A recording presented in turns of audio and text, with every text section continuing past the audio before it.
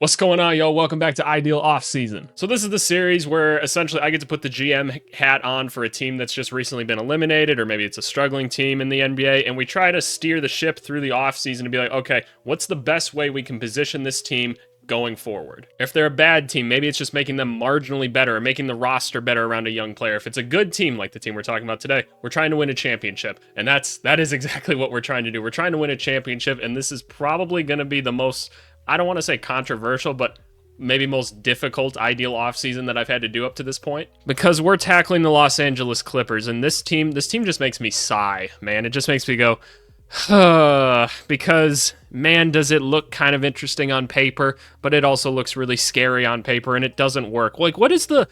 I said in my recap video from the games last night that I would talk about this team a little bit, and I don't want to spend too much time because this video is supposed to try to give some Clippers fans some hope, and that's the whole point of ideal offseason. Like, what's the high point of this group being together right now? Is it literally them competing against the Lakers in that one series, or was it even the Lakers? I can't remember that. I remember they took a team to 7 or something at some point and lost. I don't know. It hasn't been great, right? And we've got a lot of decisions that need to happen this offseason. Unfortunately, there's not a ton of flexibility on this team, and I don't have a ton of assets to work with. So it's how do I take this framework and make it into something better than they had this last year? That's going to be really, really difficult. So this is who we all have on roster right now, at least. I know James Harden isn't there right now. That's something we'll have to address and everything. We've got our draft pick situation here, which doesn't look good.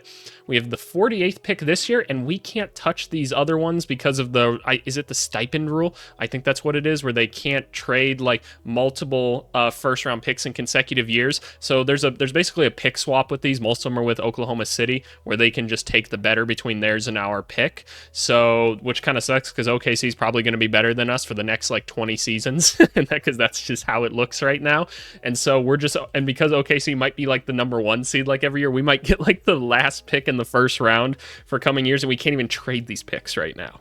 So that really sucks. We're going to probably use the 48th pick because nobody wants that pick. We'd probably have to pay somebody to take it or something like that, and we don't have much money to work with. Honestly, let me zoom in here for a second so we can take a look at our financial situation. This is without paying James Harden, and spoiler alert, we're going to have to do something with Paul George, because let's take a look at the current roster. Kawhi Leonard, he's on the team for the next couple years. Is that even a good thing? I don't know. I'm going to be honest, I don't really plan out these ideal off seasons very much beforehand. I kind of just sit down and I'm like, okay, let me try to figure this out. It's like a logic puzzle to me. This one I sat down and thought about for probably about 20 minutes because I'm like, am I blowing up the Clippers right now? Is that what I'm about to do? And I don't think that makes any sense. I try to make this series as realistic as possible, and this team's unveiling new uniforms, a brand new stadium. They want a competitive basketball team, and you have to try at least a couple more times. You mortgage way too much of your future to just try to give up on this team. You have to try to move these guys. And now there's going to be rumors on rumors on rumors about all these guys, right? Paul George could go somewhere else. Russell Westbrook could. James Harden could. This is an ideal offseason. It's a realistic ideal offseason. Realistically, they could all come back, and that's what we're going to explore today. So, but let me know where you guys think they're going to go. But obviously, I understand that there's a chance that happens. We're going to work in the world where ideally we can bring some of these guys back in. But anyway, Kawhi Leonard, this is supposed to be here, by the way. There's a player option there for Paul George. Paul George is going to opt out of his contract. I can just tell you that right now. Paul George is going to opt out of his contract and go get a longer term deal. He's off the books right now, which could be interesting, right? Because look at where we are now. We're back under the cap space, right? Which gives us some flexibility. There's a move to be made there. All right, what else do we have to look at? PJ Tucker, player option. He's not going to decline that. Unfortunately, PJ Tucker is going to be stuck with us. No way I can find a way to trade that guy. Not without a pick to attach to him or a really talented young player. That doesn't exist on this team. He's not going up anywhere. Russell Westbrook, I think he's going to exercise his player option and want to go somewhere else. And I'm not going to try to pursue him, honestly. I just don't think he fits with this group. Don't think it works out. I was really excited about Westbrook for a good part of this season. It looked like he really adapted that bench player role. I saw in the playoffs, though, he went right back to what he does that always used to kind of piss me off. And I love Westbrook. I love his energy. I love his flair. I love his fight and everything. I think that's awesome. It's just, he's trying to play hero ball too much, dude. It's just not your role anymore. And this is why you guys couldn't win anything ever on the teams you were on. It's frustrating to watch. And then the last one's Bones Highland. That's a team option. Bones Highland, he's coming back 100%. So Bones sticking with us. So that means we no longer have Paul George on the team. There's Amir Coffey there. Shout out Coffee. shop. Russell Westbrook's off the team, so we have Bones Hyland. And by the way, if you guys were curious at all, this is just a small little plug section. I've had a bunch of you reach out to me about this spreadsheet and everything, and I've shared it with all of you guys and given like a little tutorial video for you. So if you are interested in it, feel free to like message me or join the Discord and shoot me your email and everything, and I'd be more than happy to show you how this works. It's just a little something I built to help me visualize things for this series. And yeah, make sure you guys like, subscribe, comment, do all those other things. All right, marketing stuff over. Let's help the Clippers get better. What are we working with for the rest of this team, right? What are we working with? So we've got an interesting core of players, right? Bones Hyland probably being pretty criminally underutilized on the Clippers right now. There's a lot of other players on the team right now that are playing over him. Let's try and make it a point of emphasis to keep Bones on this team and keep Bones happy, right? I want to see Bones get some more playing time. He can bring some scoring off the bench for them, which they could use. It seems like they need more shot creation somehow. They really just need some better ball movement and a better system in place too, and a healthy Kawhi, but that's something to look at.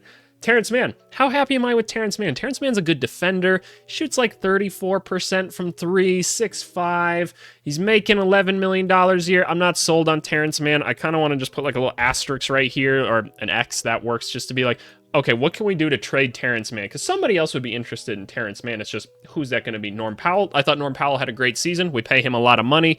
Is what it is. I'm not sure I necessarily want to trade him because we're getting 13, 14 points a game, great bench minutes, and he shot it like well over 40% from 3 this year. Solid defense, cool with that. Amir Coffey. Amir Coffey doesn't really make me all that excited. He's a big, lengthy wing. That's pretty cool. I'd rather try to package his money and try to get something, especially because these two are on the last year of their deals, and I'm not sure we're going to get much out of them anyway. So maybe there's like a more expensive player that we could take from another team that has a couple years left on their contracts, and we can kind of package those guys together and be like, look, you guys only have to take these guys on for a year, and then they're off your salary or whatever. We'll take on that better player now or something maybe. I don't know. Just something to consider. Kawhi Leonard's obviously going to stay. We're stuck with PJ Tucker. Kobe Brown, not all that interested in. Just kind of a young forward. I'm not really waiting to see his development or anything, so we'll see if we can't package his money in too to make something happen. And then what do we got over here? Ivica Zubac. Love Zubac. Zubac is awesome. Kai Jones. Not a guy that we've gotten to see much in a Clippers uniform yet or anything, if at all. I don't even know if he actually ever suited up, but extremely talented player and apparently mentally stable now, so that's awesome. We're going to act under the presumption that Kai Jones is at least going to get back to somewhat of what he was when he was in Charlotte before like all the kind of the mental illness stuff took place and everything. It sounds like he got a lot of counseling. The NBA took care of him. That's awesome. I'm excited that he's getting another opportunity to prove himself. He's on a 1-year kind of minimum contract. We're going to let him prove himself because he's a very talented big man, like a lot of athletic skills there. So we're pretty set at center, which is good because that's probably the hardest position to go out there and find in like free agency and stuff right now. So here's how I want to attack this. The draft is going to happen first. So we're going to use our 48th pick. It's not going to be a ton of money. We'll go through the mock draft and everything. Then we're going to have some cap space to work with. We're going to go into free agency and try to use that as best as possible. Then we'll look at our own free agents, a la James Harden, Paul George, and because we'll be over the cap after we sign somebody else, we're going to bring them back because we'll be allowed to go over the cap to give them their money back, right? So that's how we're going to attack that, and we're going to try then to trade guys like, maybe even after the draft, we'll try to trade like Terrence Mann, Kobe Brown, guys like that, Amir Coffey. We'll try to package these 3 dudes into something that's a little more valuable to us. But with that being said, we're back on Fanspo, man. I'm taking over the Clippers, and we're going to start the mock draft. For those of you that don't know, if you haven't been watching the series, you should watch the series. Fanspo's a pretty cool website where you can do a lot of cool things like basketball and football related. And they've got this little mock draft simulator that's got this cool AI that kind of figures out where guys should go based off their rankings and everything. You know, I think it's the best way to add a little bit of realism to this series instead of me just saying like, oh, I think this guy's going to be available here. We're going to throw ourselves in an actual scenario where we can like measure and like look at things. So just an idea there. With this last pick, the 48th pick, it's pretty unlikely that this guy will crack the rotation at any point, but it's still worth it to maybe be like, hey, if there's a little more NBA ready player that somebody's not all that interested in, like Tyrese Proctor is not the guy. Like I'm not taking like a Tyrese Proctor with this pick, but like Baylor Scheierman. Okay, yeah, I'm not even sure I need to like look at any other. Baylor Scheierman makes a ton of sense to me. 6'7", I have a lot of experience going up against Baylor Scheierman. I'll just leave it at that. And it cracks me up that this guy's gonna probably be in the NBA now. But the Creighton guy, a little bit older at this point. He's around my age. Since I said I have some experience going up against him. But nice shooter. Probably not going to be the best defender in the NBA or something, but just a guy that we can bring in and have him be a quality shooter as like a reserve. Not the worst thing in the world to have around Paul George, James Harden, guys like that, right? And Kawhi, just a lengthy shooting guy that's probably more value than you're getting out of like an Amir Coffey right now. So we're going to go ahead and we're going to take Baylor Scheierman. So Andre Jackson Jr. would make about that much money. He's going to get a 2-year contract because he's a he's a second round player. And then we move these up. It's not like they're worth anything to us anyway. There's not much we can do with them. Just know that we're going to have very late first round picks going forward. And I can throw Baylor Scheierman at least there for now. All right, and now is where I need to get creative, right? And this is where I'm not exactly sure where I'm going. Terrence Mann, Amir Coffey, and Kobe Brown. Let me do some quick math real quick. Let me show you guys the Excel skills, the good old sum formula. All of you guys know that one. No, I don't need all that. So that gives us $17 million to work with in a trade. Okay, so we could either try to make 2 trades with that or 1. Like, I don't know if there's just a straight-up Terrence Mann trade. Maybe there's just a straight-up, like, Amir Coffey, Kobe Brown trade. But essentially what I'm going to do is I'm going to go here and look at, like, all these contracts here for 2024, 2025.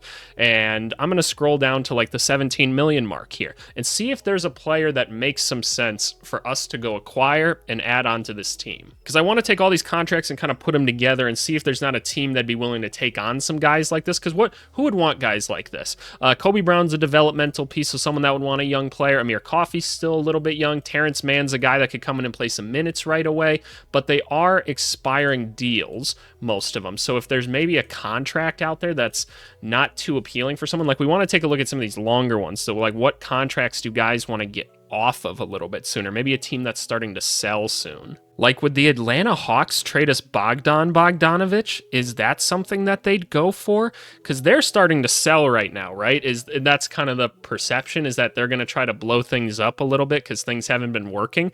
That could be an avenue that we explore. I don't think Washington's getting rid of Denny. Zach Collins doesn't do anything for us. Kevin Huerter, like, they're not going to want because they're still trying to be competitive over there in Sacramento. The Lakers, no, I don't really think that's a guy that they want. I think Bogdanovic makes some sense here. All right, so this is what we go do now. We go over to Fanspo again, and we go over to the trade manager. And this is what we do. We go over to the Clippers, we bring them in, we go over here, we bring the Atlanta Hawks in. All right, Hawks are trying to blow things up. We would like a Bogdanovic, bringing in a little bit of a more mature player. He's a nice shooter, been a nice scorer his whole career, could slot in at the 2 guard for us pretty nicely. So we would trade him to the Clippers. And who are we sending over then? We're sending over a Terrence Mann, because this is helping them blow up the team, right? This is going to give them cap flexibility going forward, because the Atlanta Hawks have an extremely expensive basketball team for a team that's not very good at all. Right? They couldn't even make the playoffs for how much money they're paying this team. And they don't make a ton of money in general. Like, the Hawks are kind of a team that the collective bargaining agreement needs to help them, like, make money every year anyway. So this could be a good way for them to do it. Okay, so what if we throw, like, an Amir Coffey in as well, as along with a Kobe Brown? What happens in this trade? Do we have a success, actually? Interesting.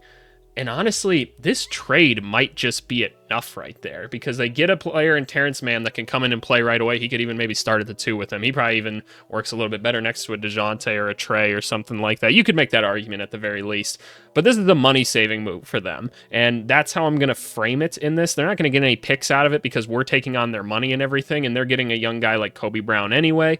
Oh, that's interesting. They have, like, the LeBron rating on here. That's kind of cool. I never even noticed that before. But I think that this makes some sense. The Hawks are going to get worse. That's fine, but they're going to save some minutes or some money. And so I think that this is probably the ideal trade to try and make us better right away and for them to save a little bit of money. So you 3 can get off my team. I'm going to move you up. I'm going to delete you guys then, and I am going to move Bogdan, I can't spell things, Bogdanovic, over to the Clippers. That means that I no longer have Coffey, I no longer have Mann, I no longer have Brown. That means Bogdan is coming in here. He's now the starting 2. Baylor Scheierman is now here. Oh my gosh, is that the picture I have of old Baylor? I miss long-haired Baylor. And there you have it, y'all, your Clippers. No.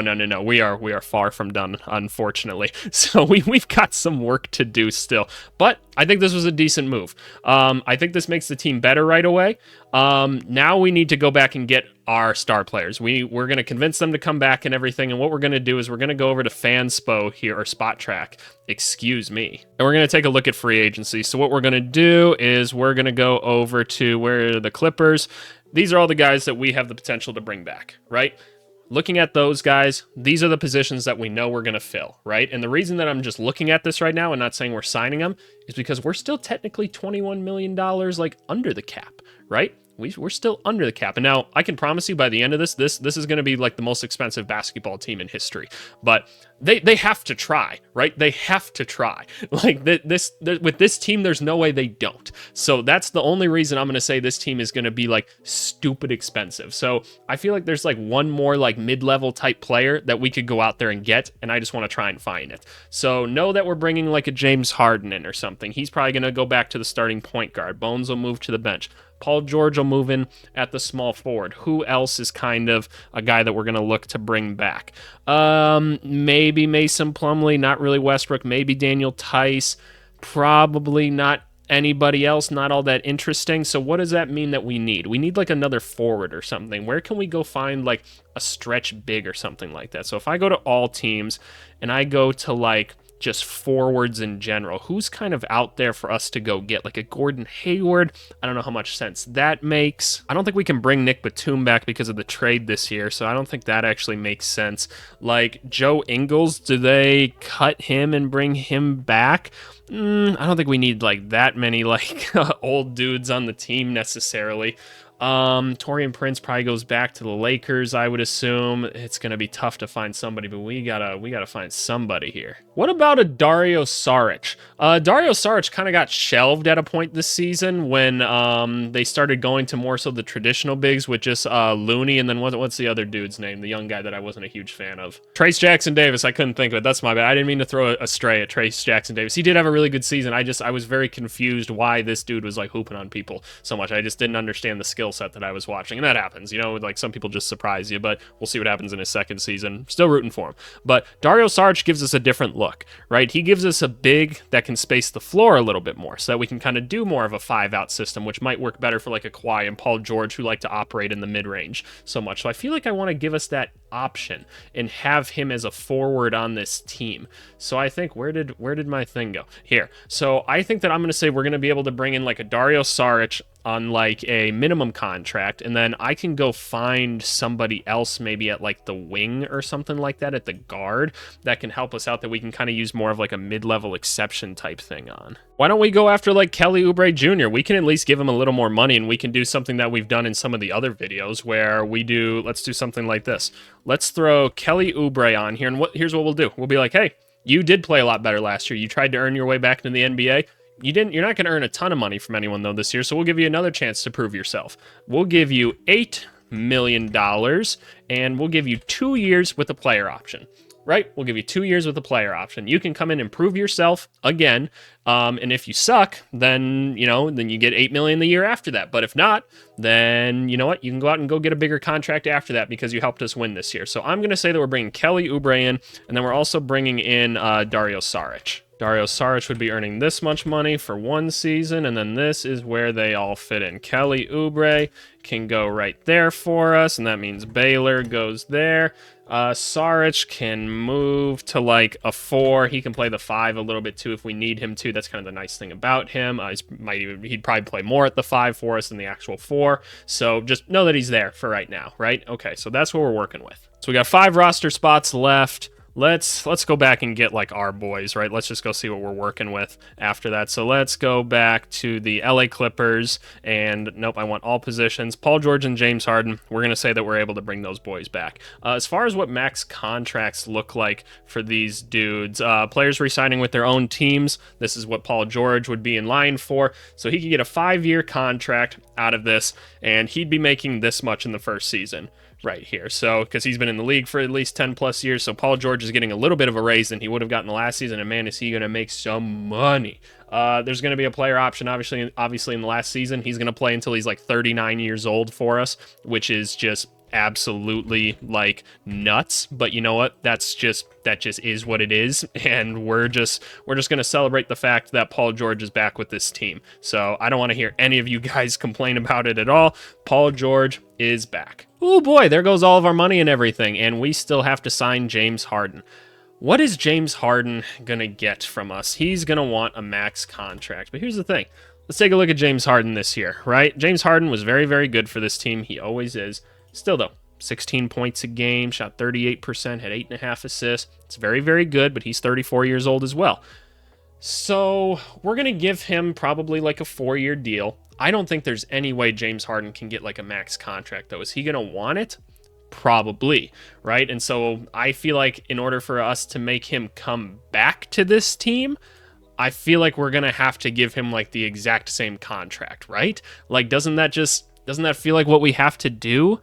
I don't know. Maybe there's a world where that doesn't make some sense, and they go like, look, we got to pay other dudes on these teams, man. Like, we just can't give you all that. So maybe he takes a bit of a pay cut or something like that. But as long as we give him like the long-term deal that he wants, like, does he sign for like $30 million or something? Maybe we act under that presumption. It doesn't matter. It's not going to affect the rest of our roster moves anyway. It's going to be minimum contract guys to fill it up anyway. But let's just act as though. James Harden is going to be nice to us and go for like $35 million, right? We'll just say it. 4 years. There you go. Holy shit. This means Bones goes back to be the backup point guard, which I am totally cool with, and we move James Harden onto this team, right? Okay, we got 3 roster spots left. Let's fill this out just a little bit more. I want another point guard on this team.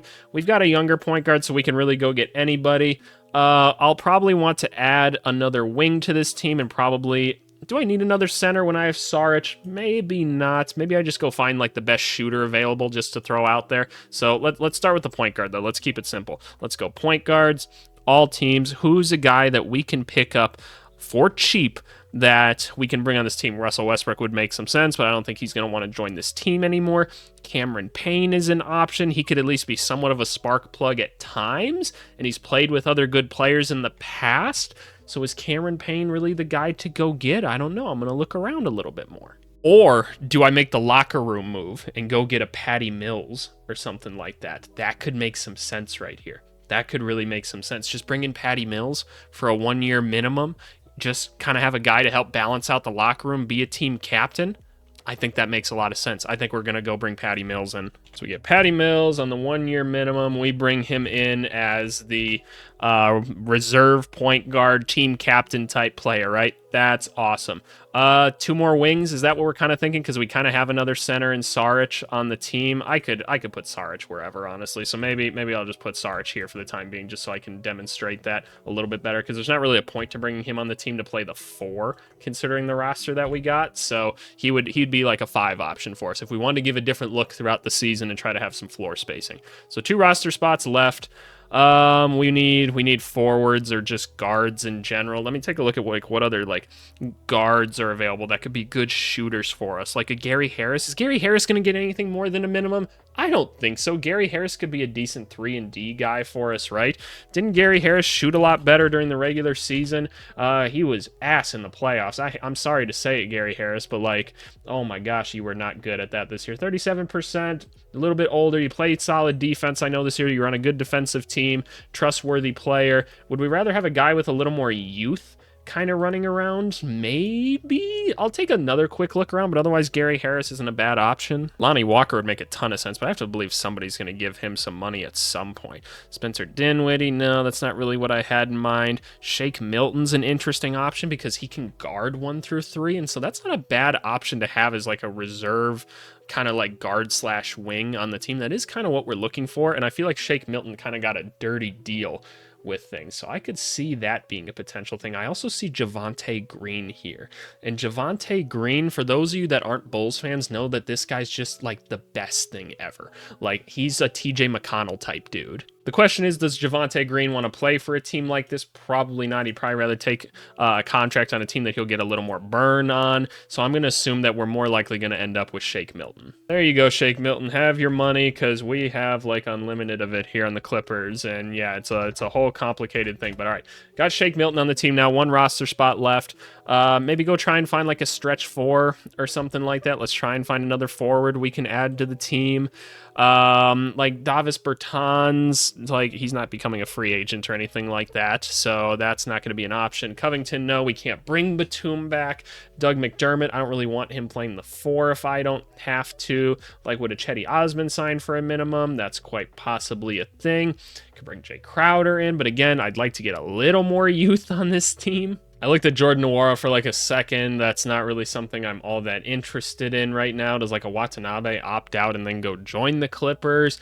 That could be something I see happening, but I don't want to make that many assumptions in one video at least. KJ Martin would make so much sense, but I don't think he can go join this team after he was traded by them, so that doesn't make a ton of sense. Like, a Najee Marshall would be an interesting one. Like, Gallinari, he's kind of the same thing as Saric at that point, so I'm not really sure about that. We could bring Marcus Morris back. Otherwise, I'm not really seeing a ton I like, so maybe I got to go back to the top and just pick somebody from here. I can't believe I'm saying this, man, but we might have to go after Bol Bol. He's at least like, now look, Bol Bol, not a great NBA player by any means, but a 1-year minimum, trying to sell some seats this first season. He can be a guy that when the team's blowing someone out, they're like, we get Bol Bol in the game. And look, like, it's the last roster spot on this realistic offseason, right, or whatever. Like, why do you guys care at the end of the day? So you know what? There's Bol Bol. He gets his contract. Bol Bol gets to go play here as like the reserve 4. He's a different option, right? He's a different player than we've had on this team before.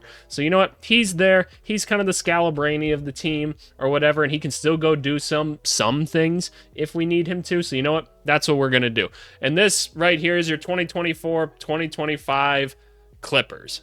Do I feel great about this? No, because this core didn't work before. So why is it going to work now? I don't know. But I do think we made it better. I think Bogdanovic is an upgrade. I think he's a pretty good upgrade at that. I think the reserves look a lot better. The Shake Miltons, the Patty Mills, having a Kelly Oubre coming off the bench is going to be valuable. I think you've got some dynamic options here at center, and I think like the Dario Saric thing is going to be a really interesting thing for them to explore if this happened in real life. But you've got a ton of talent on this team. If you can't win with it, that's not my problem. It really isn't. This is definitely the hardest one I've had to work with. You're going to pay an arm and a leg for it, but you know what? Steve Ballmer's good for it. So is what it is. You guys let me know what you think. Because there's an argument that like Paul George, James Harden just leave, and you just have to blow the whole thing up. Try to acquire as many draft picks for Kawhi Leonard as you can, for Zubats as you can, for Norman Powell as you can, for Bones Highland as you can, and just figure it out after that. But for the time being, this is what I think they're going to do. Something like this. So, hey, you guys let me know in the comments, though. I'm sure you will. Thanks so much, as always, y'all. I'm going to go watch the Timberwolves game. Bye.